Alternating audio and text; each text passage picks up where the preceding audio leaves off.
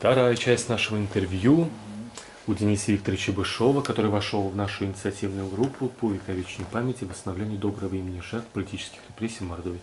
Денис Викторович, а вам что известно о том, как у нас происходили в Саранске репрессии, например, против номенклатуры нашей или руководящего Ну, вы слоя? знаете, я считаю, что это были просто, даже не просто они против выступали, они просто, скорее всего, были даже жертвы, даже, скорее всего, этого режима.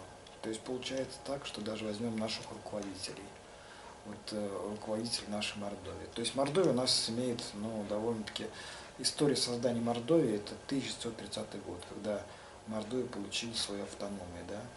То есть получается так, что как бы мы праздновали, как бы мы сейчас, мы гордимся, что своей автономией, да.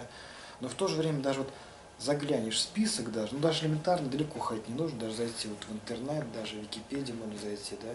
И вот начиная даже руководители, первые секретари обкомов, допустим, руководители нашей республики, да, вот даже возьмем Гантман, Прусаков, даже вот здесь я Подряд, даже, да?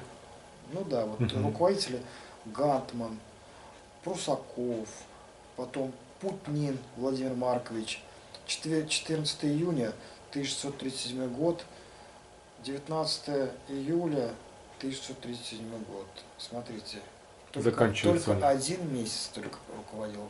И Мгм. сразу же, как раз он раньше был сторонником большевиков, и сразу же его, сразу же смотришь, расстрелян тройкой РКП, да, то есть арест и сразу без суда и без следствия.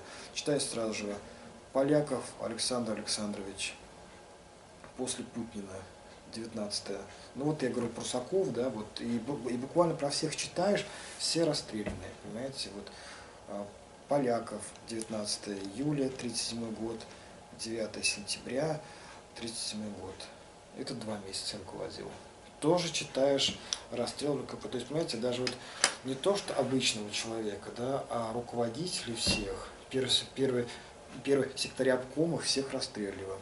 Даже возьмем следующий, Кузнецов у нас идет, 1637 год, ну это побольше, это все-таки 2-3 года руководил, 1 января, так, по-моему, 1 мая 40 года он был расстрелян. То есть, понимаете, ну, получается так, что все руководители с начала образования нашей автономной республики, они практически умерли не своей смертью с помощью тройки расстрельных. Да? Вот Гантман, Прусаков, Путнин, Поляков, Кузнецов. Знаете, вот отсюда уже можно сделать вывод, что получается так, что и даже возьмем, вот, допустим, 30-е годы, практически вот даже вспомним историю, были довольно-таки очень много гонения на науку, на академиков, на профессоров, дело врачей, да, вот это в 50-х уже годах было.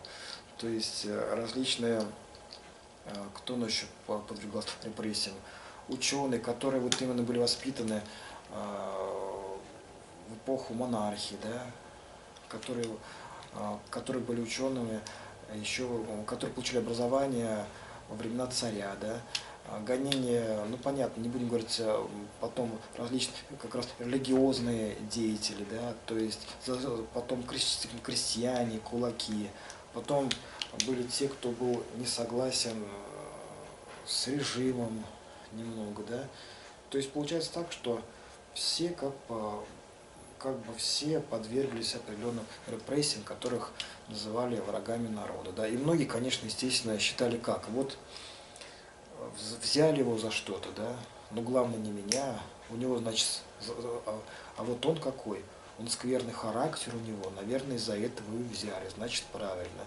Значит, он что-то не так сделал, значит, он что-то подворовывал, а я-то ведь все-таки хороший, то есть моя хата с края и так далее, и так далее, и так далее. То есть получается так, что, как бы, знаете, вот на самом деле много под это людей подали. Но вот, естественно, конечно, знаете, вот возьмем, допустим, творческих людей, да. Творческие люди были, то есть поэты, писатели, ученые, да. Они-то оставляли после себя какие-то мемуары определенные, да. Писали, допустим, уезжали в Париж, в Лондон, писали различные клятвы на советскую власть, а вот судьба-то простых людей, рабочих, крестьян, ведь неизвестна. Они ведь были малограмотные. Они старались просто забыть про свое прошлое, да, и как бы старались не говорить об этом. Как бы они жили, вот, они же были, они же не писали ничего. Писали кто только творческие люди, кто умели о себе заявить, а простые люди, они себе это ведь не заявляли. Они были просто вот рабочие, крестьяне, которые подвергались как бы определенным, допустим, ну, там, не знаю, имели прошлое, были в качестве репрессированных, или кого там можно взять, ну, те, кто были военнопленные непосредственно. И поэтому, как бы здесь, знаете, вот многие хорошие люди подали под эту категорию, конечно. Хотя, конечно, первоначально репрессии были на кого направлены? На врагов государства и на уголовников. А в итоге под общую гребенку подали многие, по сути, люди, начиная от общественных деятелей, ученых и заканчивая простыми, по сути, людьми, которые элементарно просто имели лишний хлеб, да, и даже подвигались репрессиям даже те люди, которые просто имели хлеб, да, даже зерна имели, просто для урожая, да, они думали, что якобы они хотят лишнее хотят, по сути, взять себе, как бы, вот, ну, этим хотят, как бы, условно говоря, разбогатеть, условно говоря. То есть, как бы небольшой темный этап в нашей все-таки истории. А как считаете, вот были выборы в учредительное собрание, все-таки, мне кажется, этот факт нужно анализировать. И на них 50% явка, половина населения не пришло на выборы, как бы тоже косвенная вина, что они посчитали, что пусть это мы не берем на себя ответственность, как будет развиваться дальше наша страна, это косвенная вина. А из оставшихся 50%, те, кто пришли на выборы в учредительное собрание, из них 80% проголосовали за социалистические партии, которые откровенно говорили, что мы будем осуществлять репрессии против тех, кто нам кажется врагами. А за конституционных демократов и за октябристов проголосовали считанные проценты, которые говорили, мы все будем делать в рамках уважения прав человека, сохранения прав собственности, если они даже и кажутся внешне несправедливыми, но идти, то есть эволюционный путь. Но большинство населения, 80%, у нас в Мордовии, там, наверное, больше 90 за эсеров, тоже социал-революционеры, которые сотни людей убивали с помощью террора и говорили, что мы дальше будем террором решать вопрос, и у нас в Мордовии люди проголосовали за террористов. Вот несет ли наше общество вину за то, что подавляющее большинство населения России выбрало, проголосовало за путь террора? Ну, знаете, на самом деле, конечно, это скрывалось, вот даже возьмем репрессии, да. Многие говорят, что этого не замечали, да. Многие, говорят, даже это не знали, но верили в светлое будущее, верили в светлое коммунистическое будущее. Но почему у нас люди так вот, допустим, ведут себя, да? Почему они агрессивно настроены, почему мы будем бороться с врагами? Ну, знаете, это, наверное, еще сказывается наша русская сущность. Во-первых, это тяжелые климатические условия. То, что у нас история монголо-татарского нашествия, да, то есть мы как бы привыкли к крепостное право, то есть получается так, что как бы русский человек, он очень, как бы, знаете, вот, на самом деле много чего видел, много кровавых событий было в истории, поэтому люди привыкли именно выступать за тех, кто, допустим, как бы руководил, за то, что нужно. Нет такого 50 на 50, надо на 100, да, вот. Либо он плохой, либо хороший. Знаете, это на самом деле крайности. И вот, знаете, хотелось, конечно, упомянуть еще про наше интернет-сообщество. Порой, знаете, иногда заходишь в интернет, допустим, да, вот.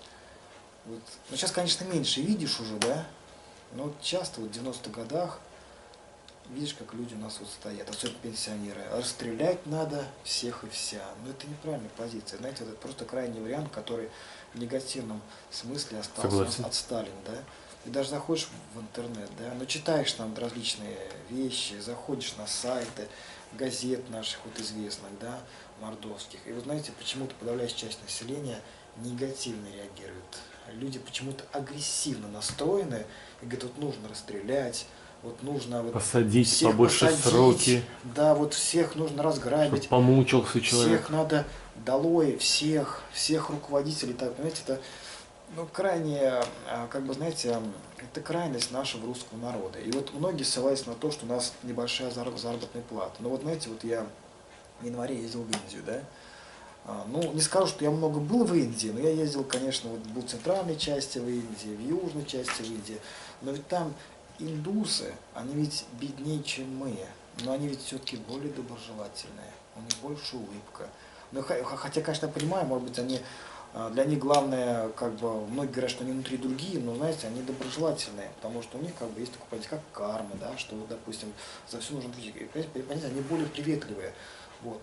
А русские почему-то агрессивно настроены. Естественно, конечно, вот читаешь интернет, да, и смотришь вот эти отзывы. Вот в основном агрессивность настроена. Даже вот заходишь на форумы, заходишь в чат, одна агрессия. А вы знаете, вот мы ведь с ребятами тоже вот сейчас работаем, даже вот с моими единомышленниками, с кем я сейчас сотрудничаю, вот про кого я говорил вам, да, вот про многих своих ребят, с кем я общаюсь, вот имена я уже называл, да. Мы хотим, чтобы, вот, допустим, в нашем кругу общения мы основывались на добре, на порядочности. Мы не хотим агрессии. Если, вот, допустим, человек агрессивный, мы стараемся, чтобы он, ну, как бы стараемся его не то что перевоспитать, да, а стараемся, чтобы он все-таки более доброжелательно смотрел на какие-либо вещи. И поэтому то, что вот, хотя бы мы, по крайней мере, мы стараемся организовывать форумы в интернете, организовываем фестивали, мероприятия, чтобы не было такого, что, допустим, люди просто ругались, не было такого, чтобы люди распивали спиртные напитки, чтобы мусорили, а чтобы действительно, как бы, люди, знаете, ну, были более доброжелательные. А то, что вот это вот, как у нас у русских людей принято посадить и расстрелять, это негативный момент, который остался не только от репрессий, но еще остался, еще, мне кажется, с царских времен, и причем, мне кажется, он имеет более древнюю историю, суровый климатизм и так далее, и так далее. То есть хочется, чтобы все-таки нашего русского человека уважали за границей, чтобы не был такой вот русский Иван, взял алкоголь, водку, разбушевался на пляже, вот пришли русские. Хочется, чтобы действительно русские отличались интеллигентностью какой-то, да, тактичностью. Хотя, конечно, я понимаю, нужно себя тоже уметь защитить, да. Как некоторые говорят, ну мы же русские, мы должны себя постоять, но в то же время, как бы, знаете, ну, определенную культуру тоже нужно, по сути, иметь. И, в принципе, как бы... Согласен полностью. Вот первое пожелание нашей инициативной группы в том, чтобы вообще наши все пожелания, они реализованы в десятках городов нашей страны. В реализации этих пожеланий участвуют все высшие руководящие лица федеральной власти, и президент нашей страны, и председатель правительства, и вот как бы вербализация вот этих точной и осуждающей оценки репрессий. В том недавно принял участие директор Федеральной службы безопасности и руководитель Министерства внутренних дел. Тоже они участвуют и в реабилитационном процессе, и в открытии памятников. И прокуратура вообще книги памяти издавала по всей стране и реабилитировала миллионы людей. То есть это ничего беспрецедентного в наших пожеланиях нет, а просто мы продолжаем вот эти лучшие практики регионов нашей страны, столиц, мы их предлагаем на почву нашей республики, чтобы все общество объединилось, и руководство республики, и волонтеры, и общественные организации, и люди разных конфессий, мировоззрений, представлений, они объединились в том, чтобы нам идти в направлении реализации этих пожеланий. Первое пожелание в том, чтобы мы считаем, что в Мордовии необходимо проводить ежегодные поминальные мероприятия, и очень желательно, чтобы глава нашей республики Владимир Дмитриевич Волков выступал со словами соболезнования еще живым репрессированным или семьям репрессированных земляков. Как вы относитесь к этому желанию? Ну, естественно, конечно, положительно, это одно слово. Но в то же время, знаете, вот я считаю, что здесь нужно определенные, как бы, знаете, определенные моменты здесь нужно учесть. Учесть определенные, знаете, вот, ну, то, что вы хотите создать мемориал, да, что все-таки, Это мы попозже вернемся. ну да, Да. это, знаете, вот, Ну или сейчас прежде всего скажите. необходимо, конечно, создать определенную культуру среди населения, чтобы люди это принимали, да. То есть, как бы, знаете, вот не смотрели на это все с равнодушием. Все-таки это история, да. Вот, к сожалению, получается так, что многие вот школьники, ну, даже стали забывать, кто такой Ленин. Ну, Ленин, конечно, еще не стали забывать, да, Ленин еще помнит. Он на центральной площади у нас Да, стоит. он есть. Но получается так, что некоторые уже деятели политические стираются уже, ну, как бы, знаете, уже, ну, из памяти, да. Вот если будет у нас ежегодное поминальное мероприятие, глава республики будет выступать о цене вот их действий, этих людей типа Ленина, тогда из этого и будет создаваться культура, из этих материальных носителей памяти. Правильно? Ну, в принципе, это хорошая идея, да, но, знаете, как бы здесь не должна быть явная критика, знаете, не то, что явная критика, а как бы то, что это определенная история, определенный момент. Потому что на самом деле, естественно, понятно, что у нас и глава государства Путин тоже поддерживает данные идеи, и тоже он неоднократно выступает о политических репрессиях, о том, что много было несправедливости, о выселении целых народов. Вспомним кавказские народы, дагестанцы, чеченцы, которые буквально, знаете, погружали в вагоны, отправляли, многие даже не доезжали, погибали даже. Зимой, да, в необогреваемом вагоне. Немцы Поволжья, поляки, даже евреи даже. То есть получается так, что многие неугодные как бы люди, ну как бы отправлены. Ну хотя, конечно, можно привести пример, допустим, Францию, да. Они тоже, ведь, когда вот стала наступать фашистская Германия, они сделали как? Всех мошенников, воров, преступников, они просто от них избавились. Ну, просто их всех расстреляли, расстреляли, да, просто был. Но, естественно, ничего да, хорошего в этом нет. Да, тоже, в этом хорошего нет. И, да, естественно, конечно, помним мы Гитлера, да, тоже негативного военного преступника, который от кого он прежде всего избавился? Это от психически нездоровых людей, от психически больных людей, от евреев, от цыган, весьма тоже. Ну, национальный оттенок тоже у нас как бы в СССР тоже играл, как бы носил свою роль, да. Да. То есть, если, допустим, ты... Национальные чистки у нас были. Если вот, допустим, ты не относился к национальности, которая есть в СССР, да, как бы тебя могли подвергнуть гонениям, да, особенно да, как немцы, шпион иностранной разведки. Поволжья и так далее. То есть, поэтому, как бы, знаете, вот... И процент инвалидов, вот я тоже читал недавно статью, среди репрессированных был очень повышенный процент инвалидов, и именно их, и если в отличие от других, их отправляли в заключение, а инвалидов, как правило, расстреливали, потому что они не могли принести пользу, то есть это, по сути, уничтожали инвалидов. Или после войны у нас там сотни тысяч были инвалидов войны, и Сталин, для того, чтобы они не ходили по улицам столиц и не показывали населению, вот какова цена войны, в которую ввязали в 1939 году, напав на Польшу, он приказал все столицы очистить от инвалидов, ветеранов войны. Их сослали на Валаам и в другие места в окраине. То есть вот такое отношение к инвалидам. Да, ну да, это тоже я об этом читал, об этом слышал непосредственно.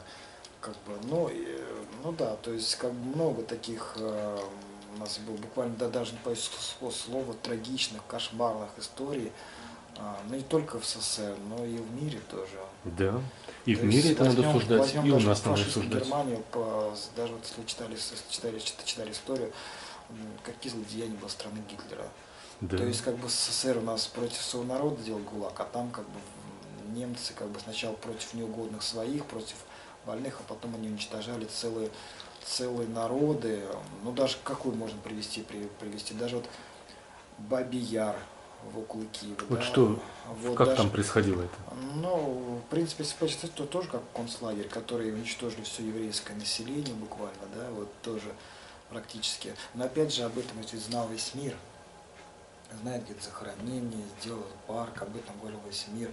Это было известно всем. Даже когда наши советские солдаты освободили даже Бабий Яр, да, близ Киева, они сразу пригласили западных журналистов.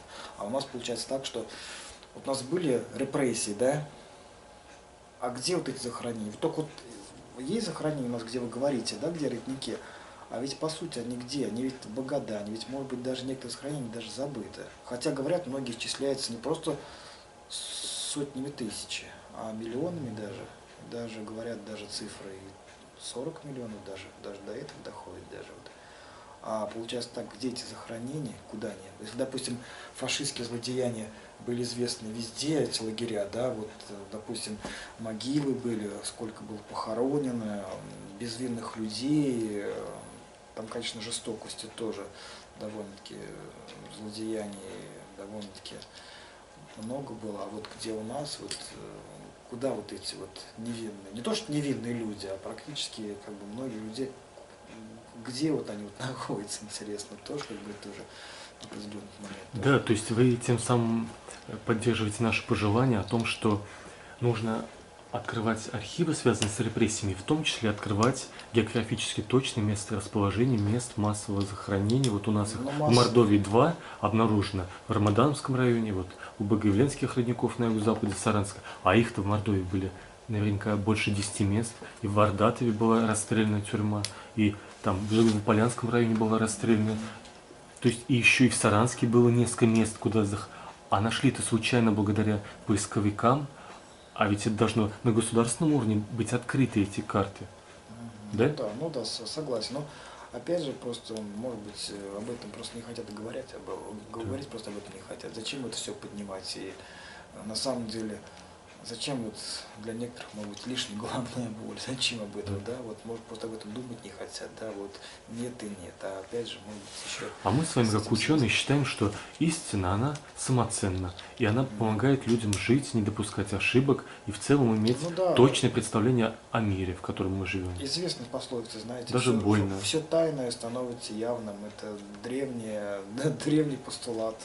Ничего тайного нет, обязательно все это, обязательно люди об этом узнают. По сути. Причем невинные люди, да, вот невинные.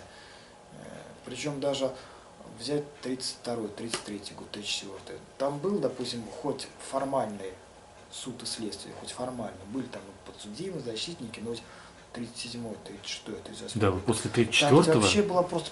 после убийства Кира, сделали без суда, без... Там просто всего была тройка. Без адвокатов, без возможности оспаривания. Там была всего тройка, и там всего только 10-15 минут на судьба каждый человек случалось. И причем даже все люди соглашались во всем, которые, допустим, все подписывали. Ну, мы бы с вами тоже сознались, да, если бы нас так избивали да, и пытали. конечно, да, а тех, кого расстреливали, им не говорили приговор, чтобы они не начинали паниковать. Их уже, когда спускали в подвал, тогда только им говорили, что вы приговорены к расстрелу.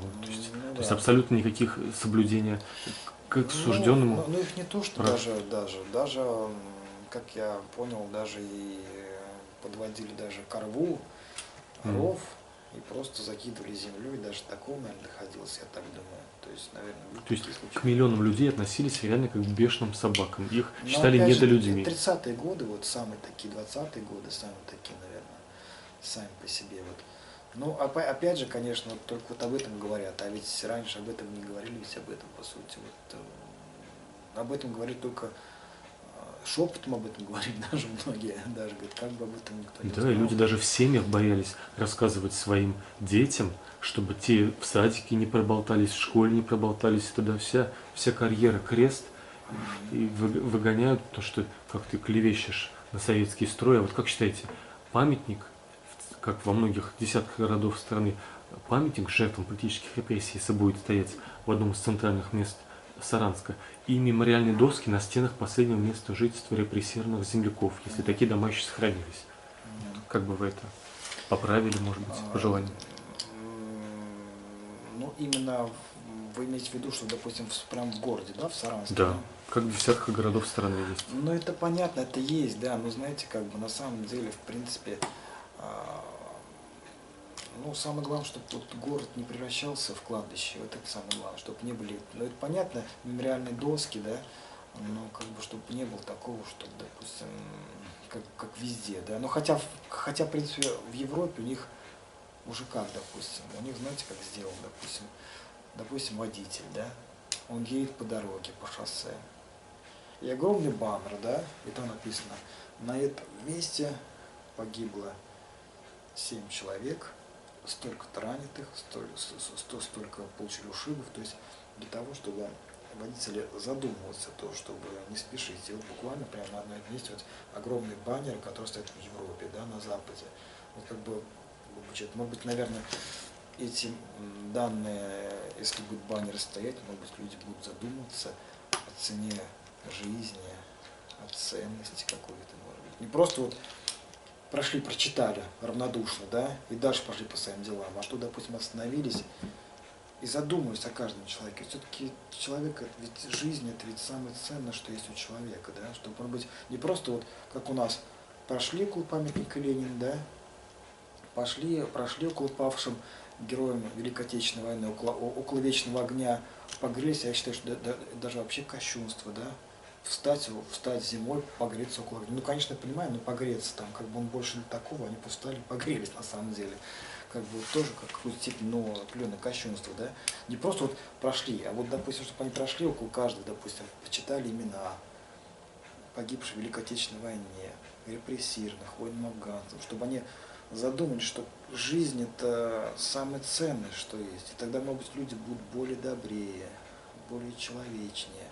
А не так просто вот висит доска, да, прочитали, пошли дальше.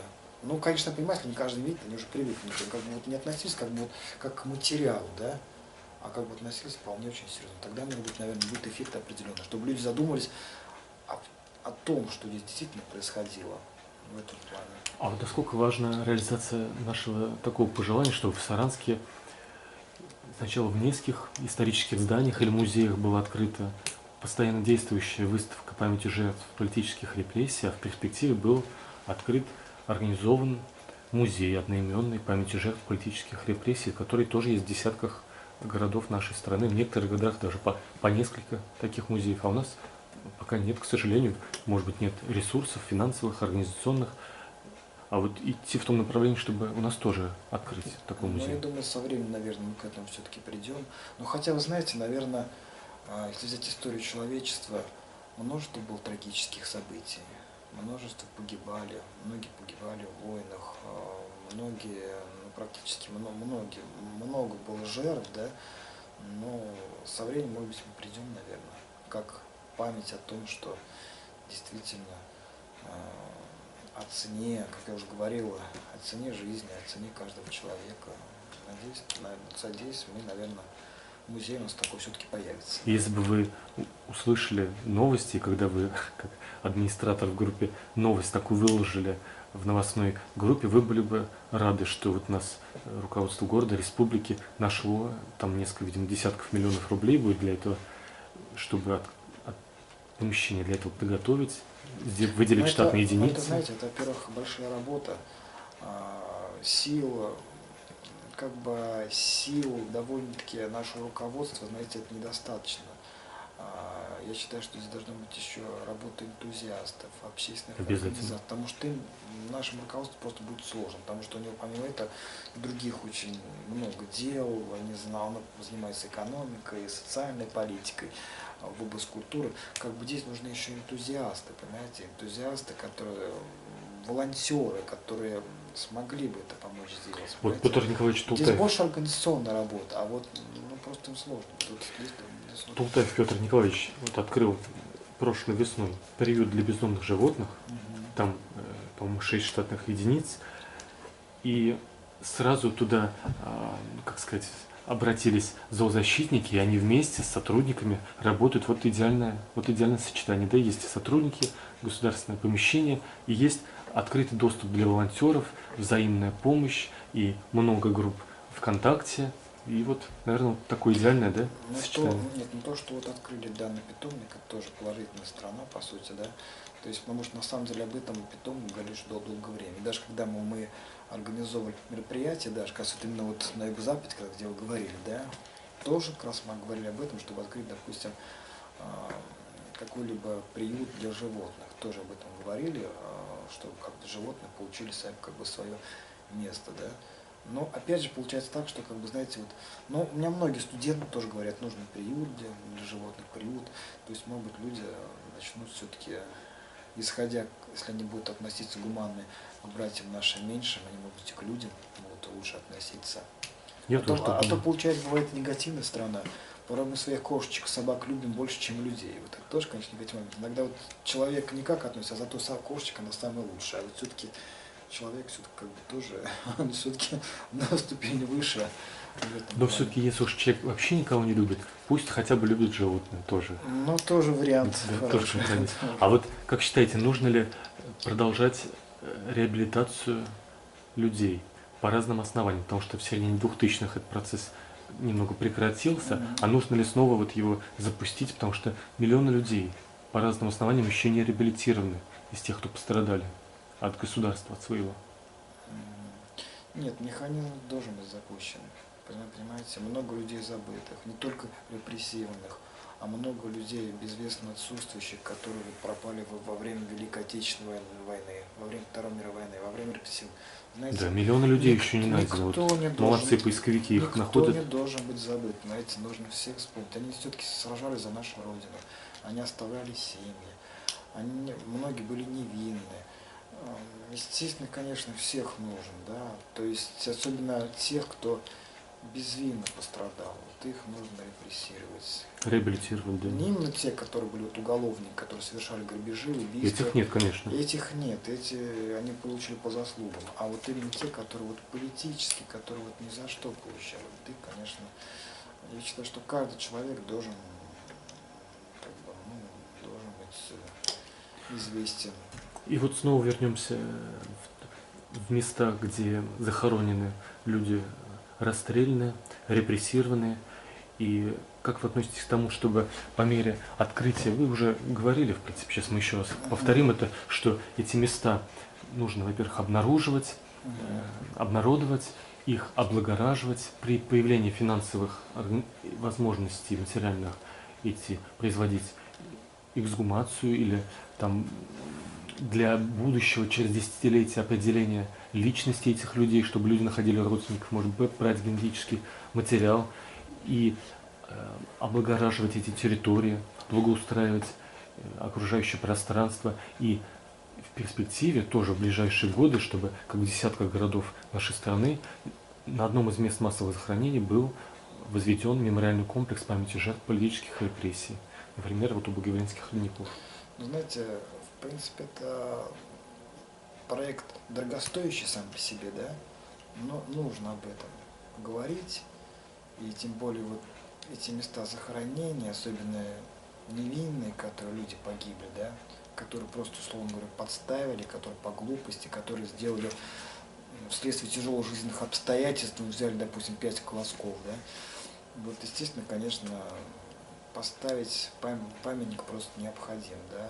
И надеюсь, наверное, все-таки, если, допустим, поставить там памятник, осветить это место, может, там будут снова петь птицы, про которые даже говорили, да, вот снова начнется жизнь, и на юго-западе, в лесу, может быть, настолько те, которые вот погибли люди, да, они настолько благодарность могут дать какую-то, да, определенную на таком, с того света, да, что, может быть, даже в юго-западном лесу меньше будет люди мусорить, меньше будет употреблять спиртные напитки, меньше будет твориться, непонятно что порой, да, иногда вот заходишь на городские эти пруды, зеленые рощи, другие пруды, юго-запад, там вот творится непонятно что. Такое ощущение, как будто ты не в интеллигентное общество попал. Может, надеюсь, как раз они поспособствуют эти души, что люди там станут более образумятся и не будут вести себя так, как в этих местах, да, вот в этом плане. Подписываюсь под вашими словами, уважаемые телезрители. В нашу инициативную группу по увековечению памяти и восстановлению доброго имени жертв политических репрессий в Мордовии вошел кандидат исторических наук, доцент юридического факультета Мордовского государственного университета, волонтер многих общественных инициатив, благородных, таких благотворительных, Денис Викторович Бышов. Денис Викторович, спасибо вам большое за интервью. Спасибо.